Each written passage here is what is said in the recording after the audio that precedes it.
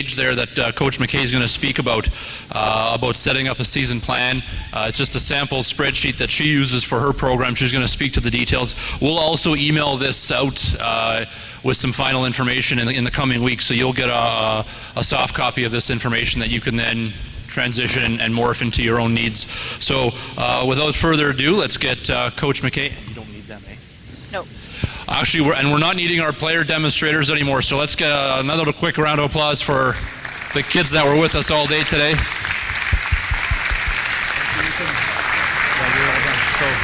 Your stuff is over there. Oh, You're done. If you're back tomorrow, we're done? you can stay though. My ride's not coming till 5. They don't want to leave. See you later. Okay, going to our last presenter here today, Coach Tanya McKay of the University of Winnipeg Westman.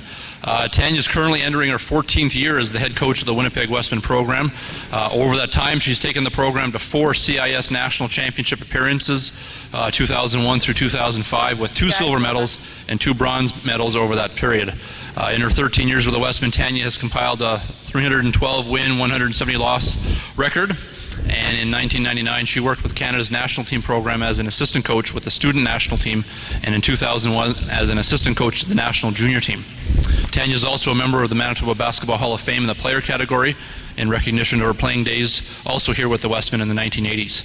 Her coaching history also includes that at the high school and provincial team levels here in Manitoba. So Coach McKay is going to talk about creating a basketball season plan for your team. So hopefully those flyers have reached, and if you haven't received something, maybe throw your hand up if you've missed a pocket or two. I think we may be okay. We'll get some throwing up that side there.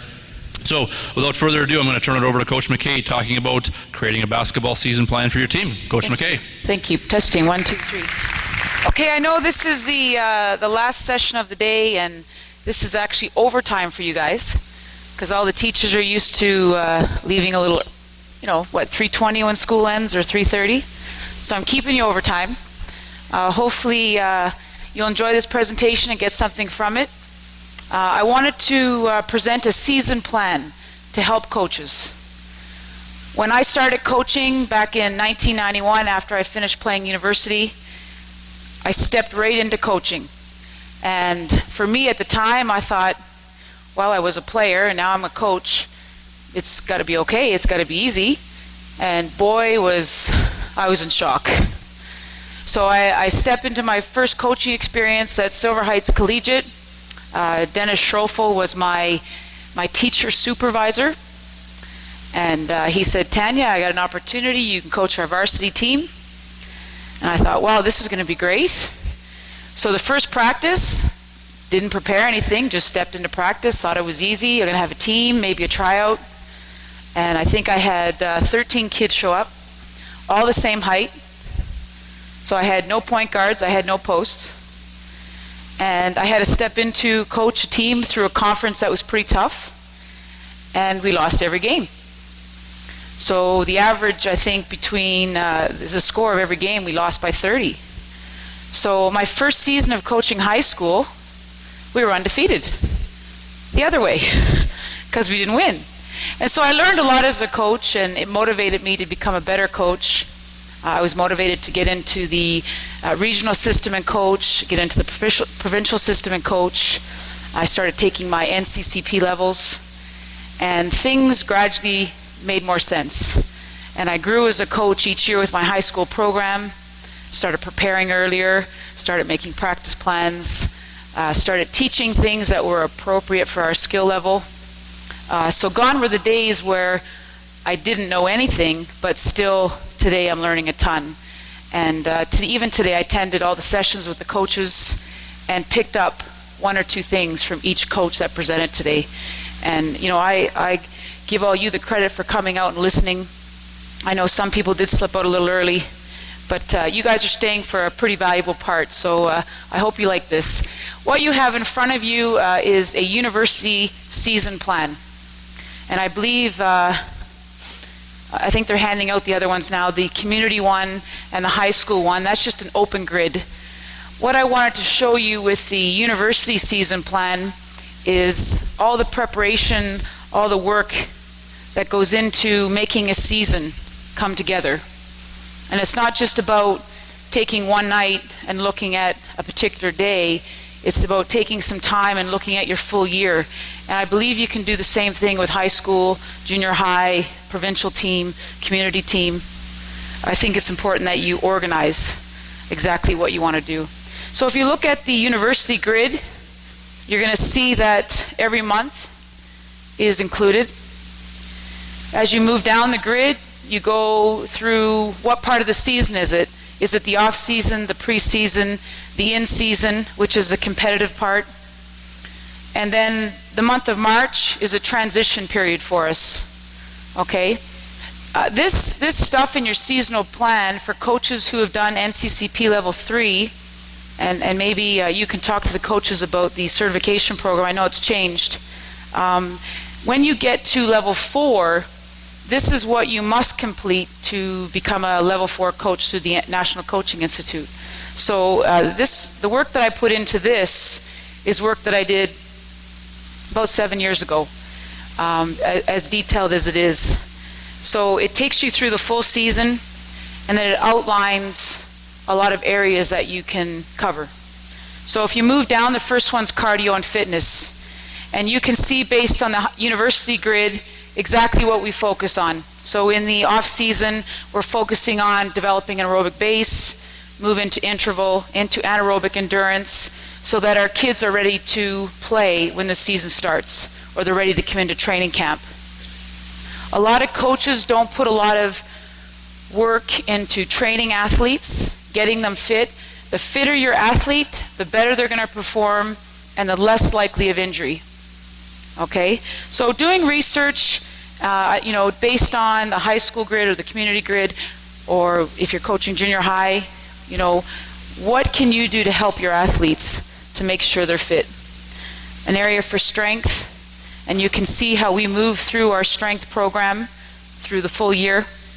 Speed and agility, we do a lot of footwork, speed and agility in August and September, and then when we get into the season, we maintain. We have flexibility programs built in. Rest and recovery is an area that coaches forget. It's really important to give your athletes a break, whether it's during a week or you slot it in during the month, but an opportunity to rest and recover their bodies when they're practicing, playing on the weekends. Because one of the things with high school, for example, you guys will play a league game on Monday, Wednesday, you'll have a practice Tuesday, Thursday, tournament Friday, Saturday. Your day of rest is usually Sunday. I know some coaches do call a practice on Sunday. Okay, you do need to give your athletes time to rest and recover. There's a portion in there on sports psychology. How much emphasis do you spend with your team, goal setting, individual or team, developing mental prep strategies, visualization, emotional control, different things you can do with your kids. Do you spend time on that? Team building activities. Do you take opportunities before your season, maybe in the spring or fall, or during your season, to actually do team building activities away from the basketball court? Vital things to do with your kids to help them grow in your program. The buddy system. The buddy system is something we've implemented the last 2 years, where each veteran has a rookie, and they're responsible for each other. Being on time, making sure they're training, so they have a training buddy. Study halls. You can do study halls in junior high and high school. You have a buddy system. Maybe they get together for an hour or two once a week. But it's an opportunity for the buddies to look out for each other. And one of the things we do, if my buddy's late for practice, both are punished. Okay, so it makes sure that they're looking out for each other, which is important. You'll see as I move down, you have an area for fundamentals, team strategy, and situations. Okay, special situations for your game. You got to make sure you organize not only the development of fundamentals, but also your team strategy. Okay, I would say that 2/3 of your practice should be fundamentals, 1/3 team. Okay, and your fundamentals will lead into your team. Now at the high school level, early in your preseason, I would probably say November after tryouts and all of December, I would stay to that number, 2/3 fundamentals, 1/3 team. Now I know in January, February, that's high time. You know, you might go 2/4 fundamentals, 2/4 team, but fundamentals are the key. If you want your systems to work, your fundamentals have to be good. Okay? So just a thought.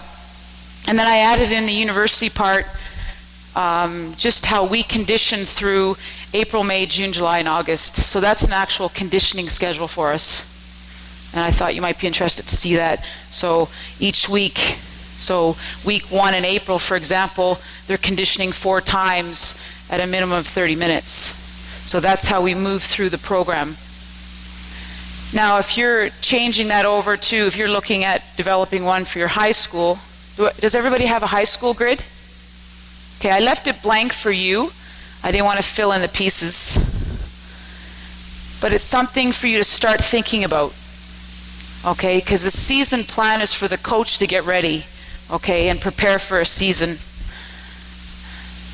This is not the biggest board, but what I tried to show on here was when you start with your year, then you start breaking it down. So you go to your month, okay, and the grid, your grid will show what you're going to focus on each month. You can't do everything, okay, and I know your off season's different, but maybe you can insert a couple things. When you go for your month, you start breaking it down for the week. Then eventually you get to the day, and then eventually you get to your practice plan. But that day, when you get down to a day, you got your practice slot. Maybe you've asked the kids to come in for a conditioning session. Okay? You might even have an individual in the morning. Okay, it might be once a week or once every 2 weeks. But when you get through a season, if you can look at your season and plan, then you're going to be organized. And if your kids see you organized, they're going to have confidence in what you're doing. They're going to work harder. Okay, and you're going to get more out of them. One of the things we do for our kids here is before we step into a season, they get their full year. So they'll get a plan for themselves from September to March. So they'll know our practices, they'll know our games, they'll know their conditioning, they'll know all their training. On Sunday of every week, I give them the next week's schedule.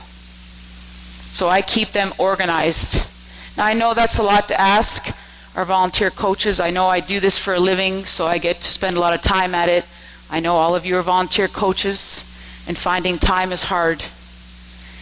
But the more organized you can be, so if you can take a grid like this and start putting stuff in, you can begin to organize your season. Do you want your kids to be fit when they come into your season? What are things can you do to help them be fit? Can you get them stronger? Now for a junior high kid, you don't want them in a weight room. But for a high school kid who is taking phys ed, they have weight training implemented already in their program. Okay, you can do just body strength training, push-ups, sit-ups, core holds. Okay, you can encourage the kids, for example, in December. I'll tell you a really good story. Heather Thompson's in the crowd. She played for me here at the University of Winnipeg for 5 years. And I remember when Heather was in her first year, and Heather, I don't know if you'll remember this, you probably will. I asked the kids in December, the month of December, they had to do push-ups every day for the whole month. They had to keep track of them. You had to put them on a calendar. Heather handed me her calendar at the end of December full. She never missed a day. Okay, and it's goals like that you can set that are attainable. Now, I believe you might have got a prize after that. I don't remember now because that was a few years ago. But she filled her calendar. She did push-ups every day, and she was stronger for it. But it was just a small thing she could do on her own. I encouraged the kids to do extra stuff, and she followed through. And that's something that we can get young kids to do. Okay? There's things that you can do outside of practice. You could call up I'm sure the University of Winnipeg or another institution that may have an indoor track, and bring your team for a team run.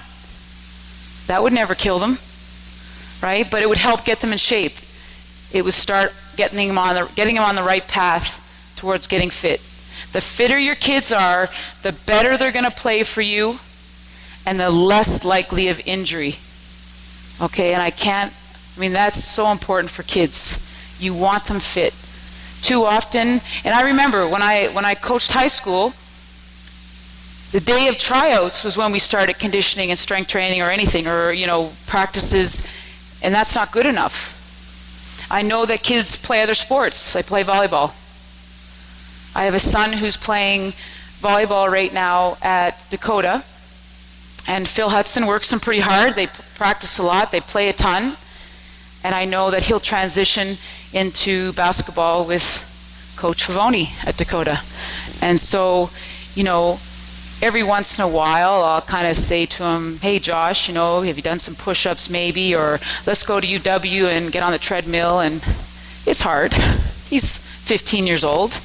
He doesn't want to overextend himself. But encouraging, you never know. Might get a little fitter, and then he's ready to play for coach when tryouts come up. So that's mom and coach trying to encourage, of course. But you as a coach, just want you to think outside the box. What are extra things you can get your kids to do so they can get fitter and stronger? So hopefully the grid helps a little bit. Just some ideas as you piece it together. Conditioning ideas, team runs outside until the snow comes. Maybe you could go for a team run. Running club in the morning at your school. One of the things we did at Silver Heights as I got older and wiser coaching there, every Tuesday morning and every Thursday morning we had running club for the team until the team started. And once the team started tryouts and practice, we were down to once a week.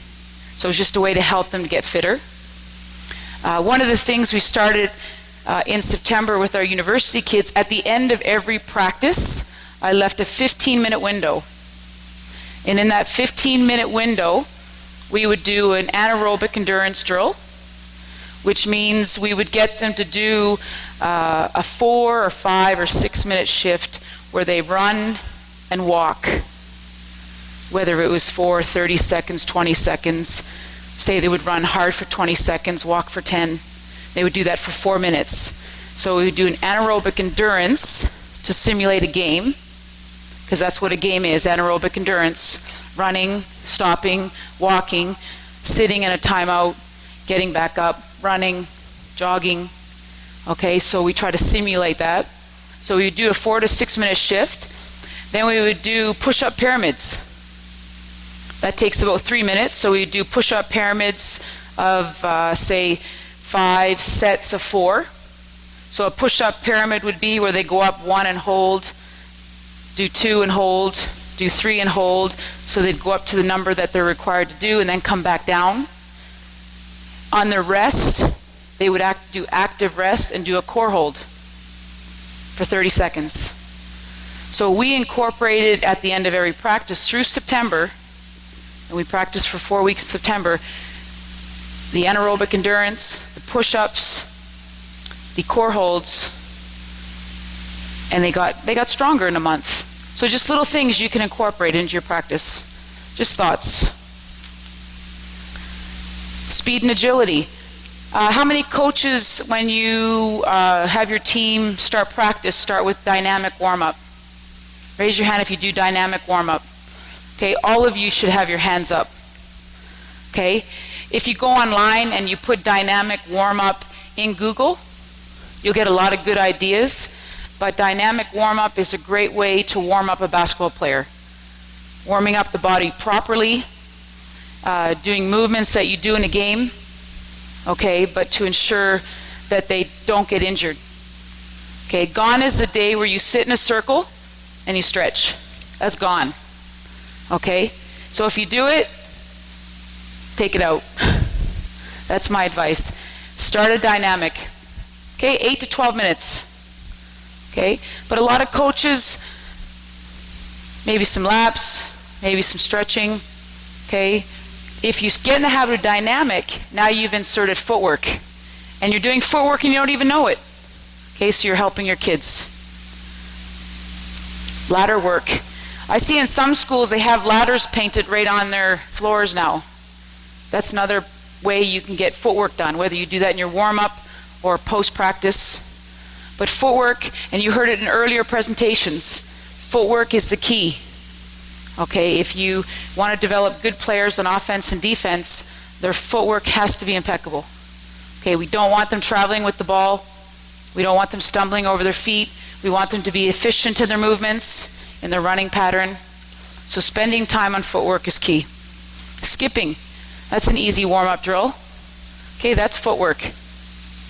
Okay, so finding creative ways to insert footwork into your programs. I just mentioned briefly rest and recovery. When I took my level 4 at the NCI a number of years ago, rest and recovery was not a part that I knew well. I just figured you could work the kids hard, run them to death, get what you wanted out of them, and that was it. But realized that if you don't provide rest and recovery time or downloading times, you'd burn them out. And so inserted into our season, if you look at the university grid, I know I don't have it penciled in, but what I would go through is each month. So if you have 4 weeks in a month, let's say, 3 weeks would be hard, 1 week would be downloading. So if you did that each month, you've already inserted rest and recovery. The transition phase, which is March, and that would be really for any program right now with community or high school, March is key. Get them out of the gym. Go let them do something else, rollerblading, I don't know, beach volleyball, I don't know, but get them out of the gym. I know there's some athletes out there, like Philip Luongo at Dakota, that kid works hard year-round. And I've had discussions with Dean saying, he's talked about how he's had to take time off. By taking time off or a break, it motivates them to work even harder when they start back up. The same goes when you're in your in-season. Okay? Don't be afraid to take a day off. Okay? You go hard, say on Monday, Tuesday, Wednesday, Thursday, you're playing a tournament on the weekend. Don't be afraid to give them Sunday and Monday off if they don't have a league game on Monday.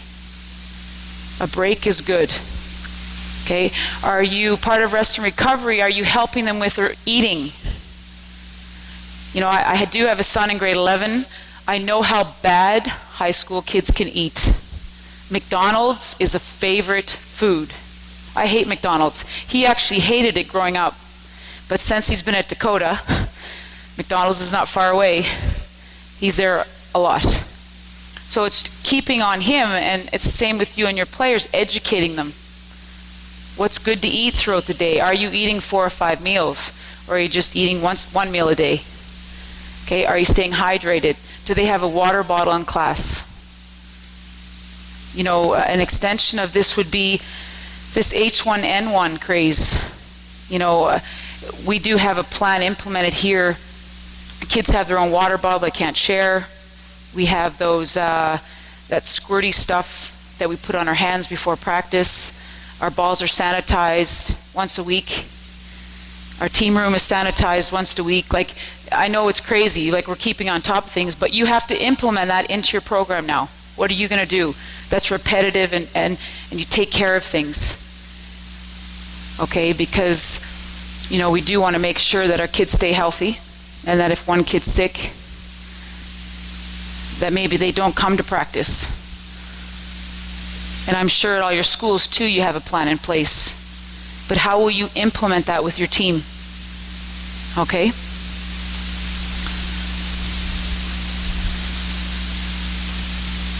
Videotaping games. Do you have that inserted into your season plan? Do you videotape games? Do you show video to players? Now I know in my grid, my university grid, I don't actually have it in there. I have it on my monthly plan. But what we do is every Monday, we have video sessions. You can do that with junior high and high school kids and community. You can videotape a game and take 10 minutes. The other night, my son had a volleyball game on Wednesday. I think it was Wednesday. Game went an hour because it went quick. Phil Hudson spent 45 minutes with him going on over a game they had played a week ago. So I know that coaches do it at high school, but I encourage all of you coaching, you can still videotape regardless of what level you're at, because you can learn from the videotape. Your kids can learn. Okay. The other thing I throw at you, and this is tough, is videotape yourself. Okay? See how you are coaching. I videotaped myself, and it was hard to watch. I'm a pretty animated coach. Okay? If you've seen me coach, I have my players up in the stands. Joanne and Heather, they played for me, they know.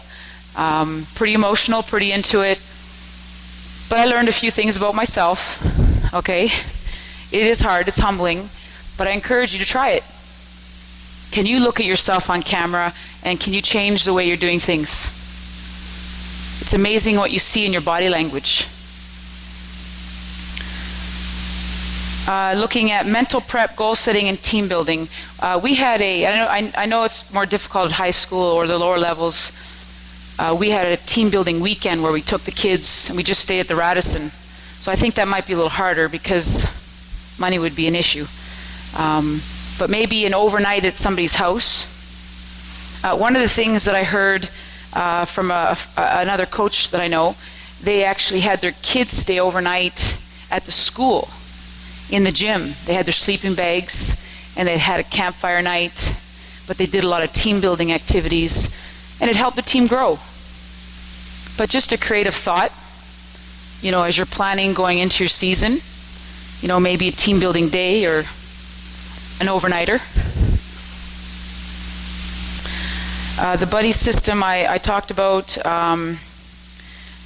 When you're doing your planning, a lot of you probably now go on the internet. There's Basketball Highway. Basketball Manitoba has a lot of stuff now, videos and information how to get you know, stuff on offenses, defenses, practice plans, hoop tactics. What's another one out there? Come on, you guys are on the internet. What are some sites that you go to on the internet? Coach's Clipboard, okay? So there are some great sites out there with great ideas, and you see it and you go, oh wow, I want to run that with my team. But do you have the team that can run it? Have you evaluated the kids you have? Is it appropriate? Okay? And that's important. Offensively, transition, press break. What are you running that's appropriate for your team? Don't just run something because you like it. Run it because it fits your team. And again, when you look at the whole season, for example, okay, on offense, I'm going to run a motion offense. So I have my motion offense. I have the concepts that I want to teach. Okay, so you had Coach Crook come out and teach you and show you a motion offense. Okay, so you're going to implement that with your team. So on your season plan, at what point, so if I'm looking at, I'm going to introduce my motion in December, after we have tryouts. So I have my practice schedule in December, and each day I know what part of the motion offense I'm going to teach or how I'm going to build it.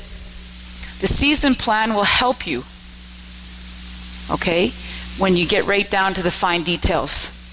Maybe in your motion you're going to teach a flare screen, how to come off it and score, maybe slip.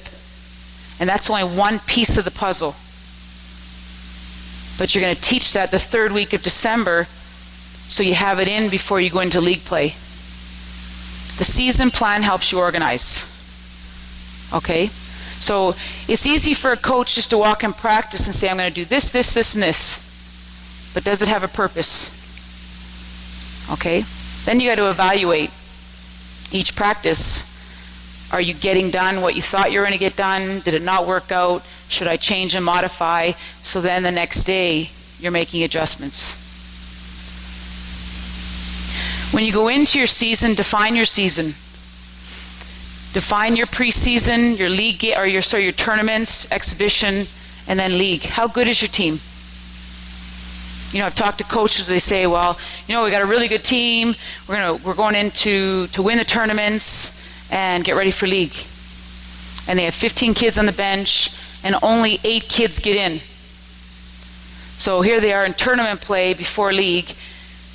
They're going in hard to win all their games. All the kids aren't playing. Then they get into league and they've lost 2 kids to injury. So 2 starters are out. Kids who never played in preseason are now playing, and now their team's not doing very well. Okay, so keeping an eye on development. Through preseason, you go into a tournament where you're playing 4 or 5 games, all your kids should be playing.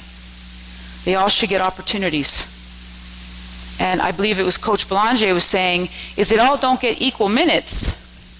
It would vary, but you want to give them all a look, because they all want to be motivated and ready. Because it would be hard for a kid if they didn't play in a game, in a tournament, didn't see the floor, and then you're trying to motivate them the next week for practice. So define your season. How good is your team? What are you looking to attain? Okay, and what are your goals as you move through the season? Because ultimately, when you have a season, you're trying to make playoffs and win, right? No? Yes? Okay, so you're preparing. So if I even look at a community league, if I'm coaching a community team, that's a development level. Everybody should play. We should be coaching to develop. Winning is not important. It's teaching the process along the way. Now in high school, you're working your season to win a provincial title. Make provincials, make Final Four, and be in the final. But there's a big chunk of time in there where you can develop. Okay, those exhibition games and tournaments. Who cares about rankings? It's funny, I think about, and I can refer to my son, they have a very good volleyball team, and I think they're ranked 2, but that's irrelevant right now. Because in the end is, where are they in their league and standings for playoffs? Because if they don't do well in their league, that ranking in provincials doesn't mean anything. So define your season. Okay, what are your objectives? What are your goals? Where do you want to get to? One of the things that I'm really impressed, and I don't know a lot about volleyball. I'm a basketball coach. I don't know a lot about volleyball. I do watch a lot because of my son. But what I've really appreciated watching Phil Hudson coach this year is the time that he has spent with his entire team. And the games that I've watched, the tournaments I've watched, he's rotating guys. He's teaching all the time. Whether it's a one play, he's talking to guys. Whether it's a timeout, they're all in and they're all paying attention, they're all listening. And I think it's sometimes hard coaching teenage boys. But from what I've seen so far is this improvement. He's playing everyone. And I've watched other teams, and I'm not going to mention team names because I'm just an observer, I'm just a parent, where they don't play everyone. And so those kids at the end are sad because they're not getting in. And again, I go back to development. Early, especially high school, you got to develop kids, because if you want them to help you in the end, you need everyone.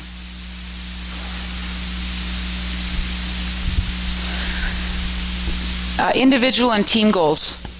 One of the things that I do encourage all of you to incorporate into your season plan is working with kids individually and working with your team as a group. Because basketball is a team sport, goal setting is important. Individual goals are motivating, okay, and team goals are vital. Coach Sean from Laurentian talked about his 4 points for taking a charge, and did he say how many did they get? They get a free steak dinner. 3 in a game. Like, that's motivating. We have on our team, if you take a charge, you get a booster juice. Okay, so we as soon as a kid takes a charge, the whole team is yelling out, "Booster!" because they know They get a free booster drink across the street. So little things like that to encourage behaviors. So it would be easy to say, okay, if you score 20 points, I'll get you a booster.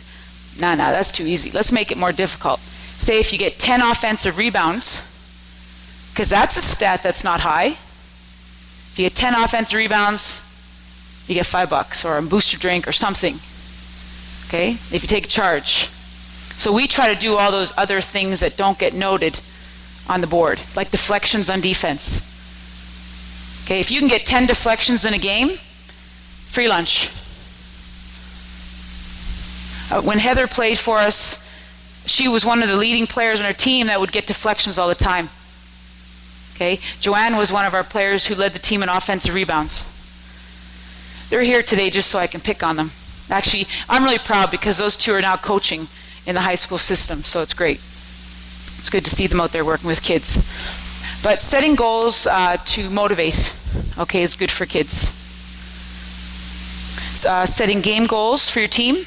One of our team goals this year is holding our opponent to 15 points per quarter. Okay, so if we hold our opponent to 15 points per quarter, that's how many in the whole game?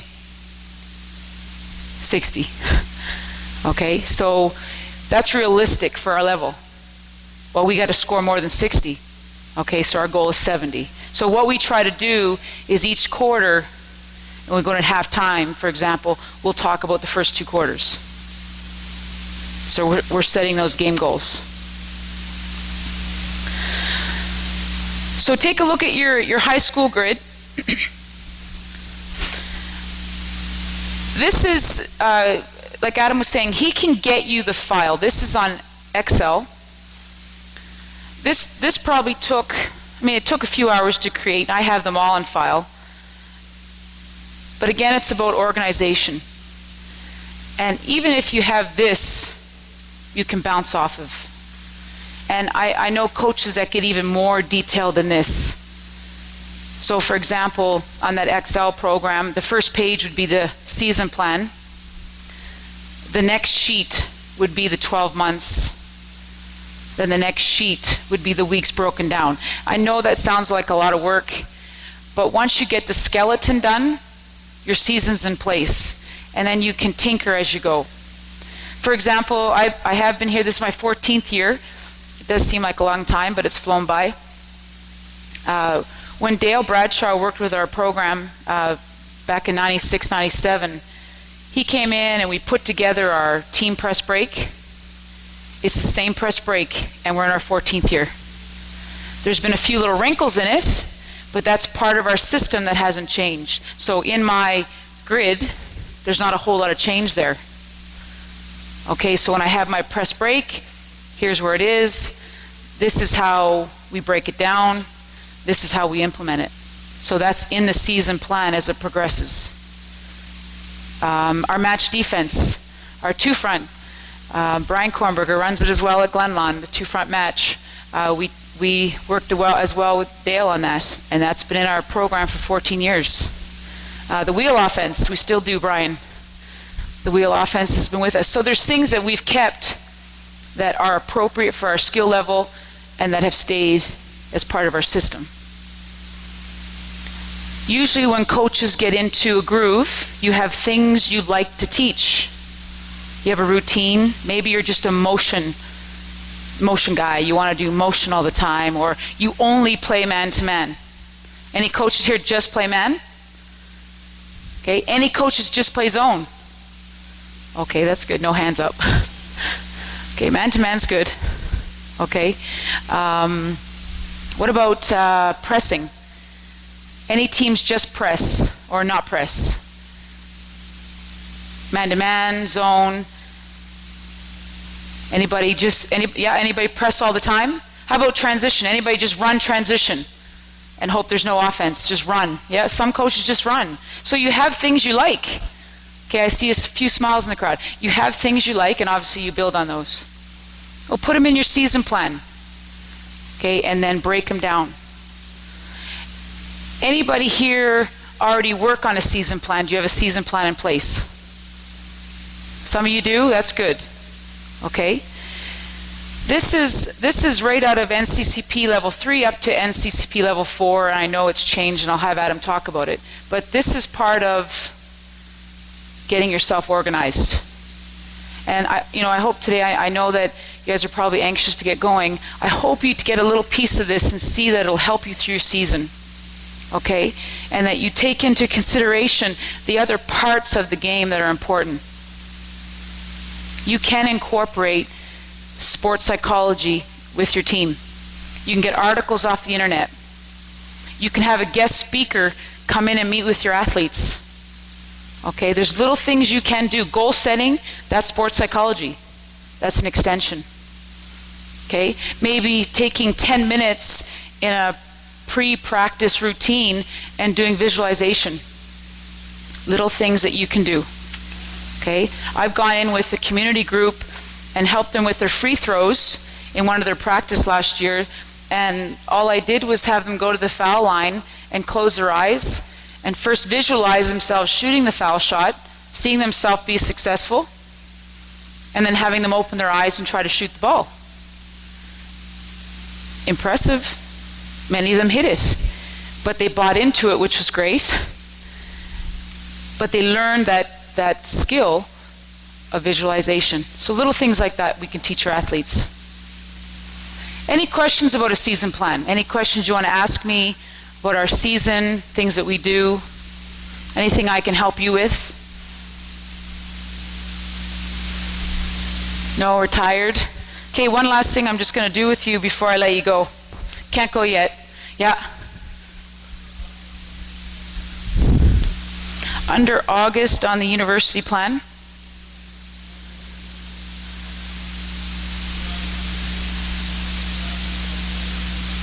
Okay, anaerobic endurance. You want me to talk about that? Okay, good. What we try to do with anaerobic endurance, the one would mean one conditioning session for the week at 40 minutes. So they have their cardio. The anaerobic would be 2, where we actually have a program it's called England, and it's an anaerobic endurance program where they would come on the court or go to a track. They would run hard for 30 seconds, they would walk for 10 seconds, run for 30 seconds hard, and they would do, say, 6 sets of 3 minutes. And so that would be their anaerobic endurance program for that week. So if you see through the development of our program, and one of the things I did, I sat down with Ben Trunzo. He's one of our professors here in kinesiology, incredibly smart man. Sat down and talked to him about training a university athlete and how important it is to have a strong cardio base. Your cardio base will decide, if you're fit, how well you recover on the basketball court. So I'm sure you've noticed your kids are running up and down the court, you stop, you get started again, starting to get tired, they're red in the face. Okay, you got to sub them out because they're exhausted. That's their recovery system. They're not recovering from that lactic acid that's building up, they're not flushing it out. Well, the fitter you are, the stronger your cardio system, the easier they're going to flush out. Okay, so if you see in our university grid, I mean, obviously we have the time to train properly, or we hope they follow the program, okay, where they go cardio base, and then they start tapping into intervals where they go hard and slow and hard and slow. Then they get into the anaerobic part where it stops and starts over an extended period of time, just like a game.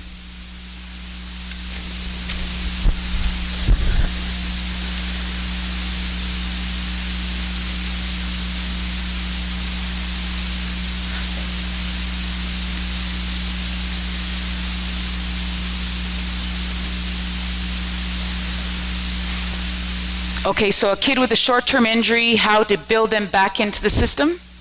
Well, one of the things I think is important for any student athlete with an injury is having them at a physio, where they're getting a proper program on recovery to rehab that injury. I think the other process too is spending time with them mentally, overcoming that injury, so that doesn't become an obstacle when they step on the court. Things that we will do, maybe an article, something they can read that's relevant, because there's a lot of good stuff online that you can access that's relevant.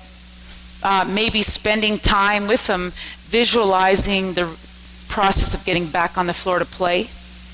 I have an athlete right now in her 5th year, Jessica Stromberg, played at Oak Park, and she has fibromyalgia, and she's played with that throughout her career. She's been a kid who's had to learn what her body can and cannot do. And so she has periods of time where she can't practice or play. And she's actually been out for the last 5 weeks. This is her first week back on the floor, and tonight will be her first game. And she has spent time not only in the therapy clinic making sure that she feels better, but she's also spent time doing that mental prep, preparing the mind to get ready for battle again. So it's a hard process. But this is a kid who has learned over her 5 years what her body can do and what her mind can handle. So definitely would encourage, a physio and then some mental training, mental strategies. Does that help? Coach Tacky.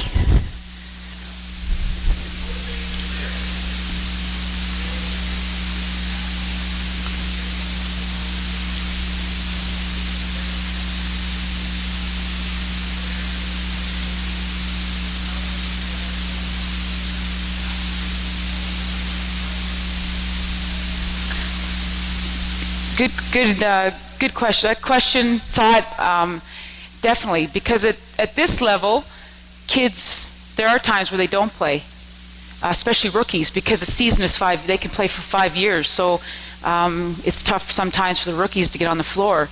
But ways we try to keep them motivated is spending individual time with them. The other thing that we've done this year, which has been very helpful, raise your hand if you have assistant coaches. Okay? If you don't, get them. And have 2 or 3, because they help you. Utilize them. This is where what I've done with our assistant coaches. I have 3 assistant coaches and myself. I have one of my assistant coaches here, Suki Chichuin. Sorry, Suki. I have Richard Gooch and I have Tammy Pennell. So what I've done with our 4 coaches is each coach is assigned 3 or 4 players. It's their job to keep in touch with them on texting, because that's the mode of communication nowadays. Email, Facebook. Okay, personal contact and practice. Okay, so that's the way we try to motivate our kids to get extra attention and learning. For example, Suki has our rookies. She has Danielle and Adele Barrow and Alyssa Grant. She spends time with them doing study halls. She spends time with them doing individuals. She spends time off the court, keeping them motivated and upbeat and looking forward to the next day. So I hope that answers a little bit, but we try to really give the kids a lot of attention from the coaches. And one of the things I encourage all of the coaches, okay, and this is important, when you're in practice, and you have a practice for an hour and a half or 2 hours, make sure in the first 30 minutes you address every kid in practice by their name and giving them feedback, because you want every kid to feel valued and motivated. So a thought to consider as you step into your season soon. Every one of those kids needs your attention. And the kid today likes a stroke, right? They want to feel valued. Any other questions?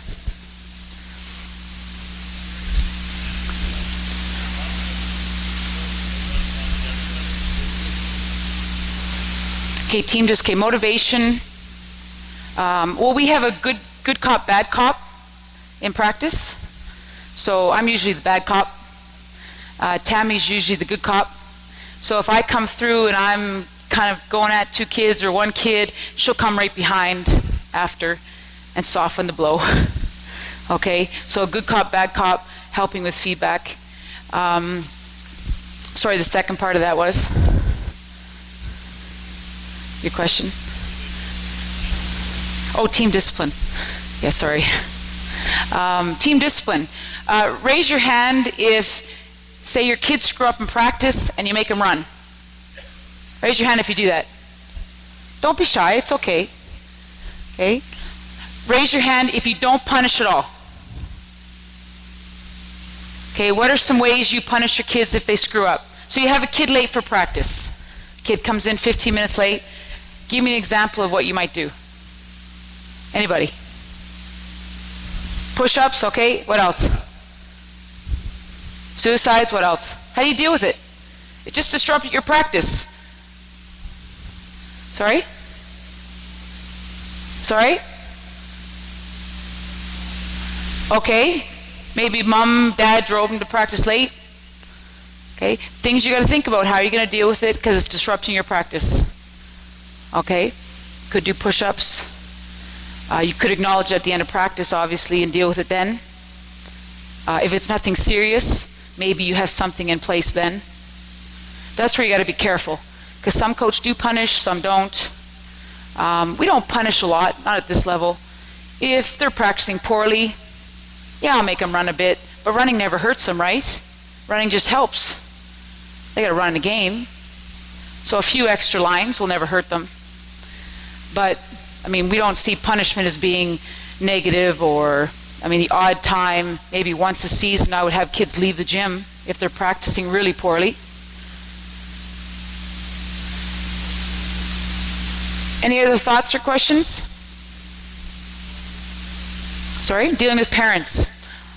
Fortunately for me, I don't deal with parents at this level. I feel for all of you because you're all volunteers, and I'm sure there have been many times where you've had to deal with parents in different situations. One of the ways in the past when I coached provincial team and high school, one of the things I did right off the hop was have a meeting at the beginning of the year where we met with all the parents and all the kids, and we set the framework out then.